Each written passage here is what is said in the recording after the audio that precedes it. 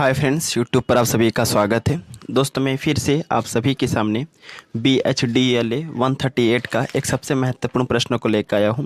और यह भी एक ऐसा प्रश्न है जो प्रीवियस ईयर की परीक्षाओं में पूछे गए हैं और इस बार भी एग्ज़ाम में आने की संभावनाएं काफ़ी अधिक है। तो आप इस प्रश्न को पढ़ लीजिए, क्योंकि यह BHDLA 138 का सबसे कॉमन और सबसे सिलेक्टिव और सबसे ज़्यादा बार आने वाला जो है प्रश्न है। और यह प्रश्न आएगा ही आएगा, आई एम 100% श्योर। ओके, तो प्रश्न है कि एक चीज़ बता दूं, सॉरी, स्टार्ट करने से पहले, कि मेरा एक टेलीग्राम चैनल है। अगर आप उस टेलीग्राम चैनल को ज्वाइन करते हैं तो इसका PDF जो है आपको वहां पर आसानी से पा सकते हैं। तो मैं अपने टेलीग्राम चैनल का लिंक डिस्क्रिप्शन बॉक्स में दे दूंगा, जहां से आप डायरेक्टली जो है ज्वाइन हो करके इसका PDF और जो भी इससे रिलेटेड जो इम्पोर्टेंट क्वेश्चंस होंगे मैं प्रोवाइड कर देता हूं, और इसलिए आप टेलीग्राम चैनल से ज़रूर जुड़े। ओके, तो प्रश्न है कि सूरदास जी के कविता की भाव पछाव का वर्णन करो। ओके, यानी कि सूरदास जी के कविता जो होती है उसका भाव पक्ष क्या क्या होता है। यानी कि इस BHDLA 138 का अगर क्वेश्चन पढ़ेंगे किताब से, तो उसमें जो किताब में 3 ही भाव पक्षों का दिया गया है। सबसे पहले आपको लिखना है कि सूरदास जी के कविता की भाव पक्षों को हम मुख्यतः 3 भागों में बांट सकते हैं।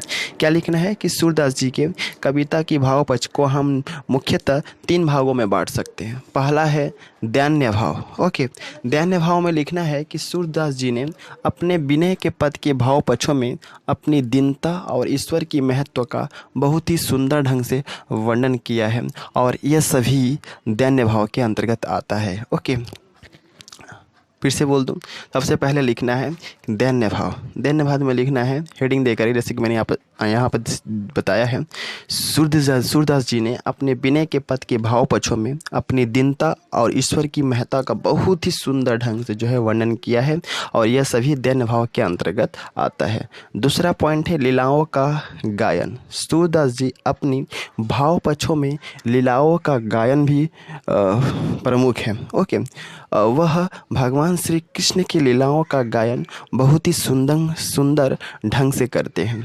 पहले दृश्य में वह कृष्ण के बाल सौंदर्य का वर्णन करते हैं, दूसरे दृश्य में वह भगवान श्री कृष्ण के नटखटपन का दृश्य को दिखाते हैं, और तीसरे दृश्य में वह ग्वाल बालक और गोपियों के बीच किस प्रकार जो छेड़छाड़ करते हैं, इस चीज़ को उन्होंने इस लीलाओं के गायन में दिखाया है।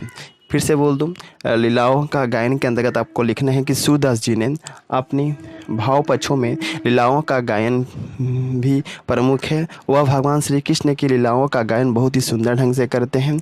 उन्होंने लीलाओं का गायन को मुख्यतः 3 भागों में बांट दिया है। पहला दृश्य में दिखाया है कि भगवान श्री कृष्ण का जो बाल सौंदर्य है उसका वर्णन करते हैं। दूसरे दृश्य में दिखाते हैं कि वह भगवान श्री कृष्ण किस प्रकार मतलब कि बच्चे जो नटखट करते हैं, नटखटपन जैसी जो अवस्था को उन्होंने दिखाते हैं। और तीसरा दृश्य को दिखाते हैं ग्वाल बालक और गोपियों के बीच भगवान श्री कृष्ण किस प्रकार छेड़छाड़ करते हैं, इस चीज़ को दिखलाते हैं। तीसरा है श्रृंगार चित्रण। तीसरे भाव पक्ष में सूरदास जी ने श्री कृष्ण के श्रृंगार का चित्रण और साथ ही साथ भगवान श्री कृष्ण और गोपियों के बीच एक छोटी सी जान पहचान किस प्रकार प्रेम प्रसंग में बदल जाता है, इसका भी वर्णन सूरदास जी बहुत ही सुंदर ढंग से करते हैं।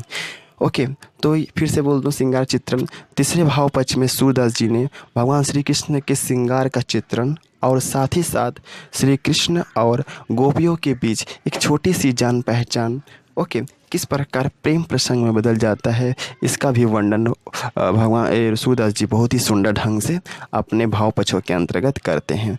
तो आपकी किताब में सूरदास जी के भाव पक्षों को हम केवल 3 भागों में ही बांटा गया है।